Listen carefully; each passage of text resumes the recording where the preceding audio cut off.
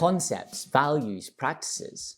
Often these things appear as if they don't have a history. We think they are obvious, normal, inevitable, a part of human nature. But this is a mistake. Concepts, values, and practices do not appear out of nowhere. Each has a history with meanings that tend to evolve over time. If we want to better understand our present-day concepts, then it pays to investigate the forces at work, shaping them over time. Take ambition, for example. Today in Europe and the US, it seems almost natural to want to find a partner or hire a graduate who is ambitious. If you're like me and have a bit of a guilty pleasure for watching reality TV dating shows, then you'll know exactly what I mean. It seems just about everyone wants their partner to be ambitious.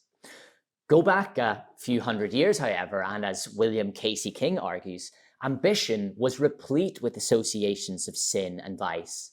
Fling away ambition, writes Shakespeare, by that sin fell the angels. The starting point for this module on social entrepreneurship is to look at the history of the concept and the set of practices commonly associated with it. As with ambition, the notions of social innovation and social enterprise were once widely used in a pejorative sense to warn against utopian impulses with potentially deadly and harmful consequences. Nowadays, however, social entrepreneurship has become such a beloved concept that it is widely embraced by policymakers and academics and on both ends of the political spectrum. How did this come to be? What is the origin, emergent, or descent of the concept of social entrepreneurship? To explore these questions this week, we engage with two of the most influential philosophers of the 19th and 20th century, Friedrich Nietzsche and Michel Foucault, and their method of genealogy. As a method of inquiry, genealogy seeks to uncover how the meaning of concepts such as social entrepreneurship have changed over time.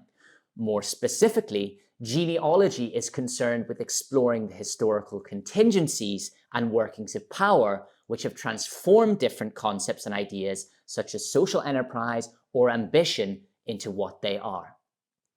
To historicize social entrepreneurship is to explore its emergence alongside the rise of neoliberalism, a political program aimed at increasing the power of markets while hollowing out the role of the state. Likewise, it is to investigate the declining legitimacy of non-profits and NGOs in the late 20th century, with charities increasingly being seen as inefficient and ineffective.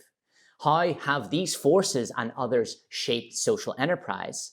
Social entrepreneurship is, as Professors Chris Stayart and Pascal Day put it, saturated with the past.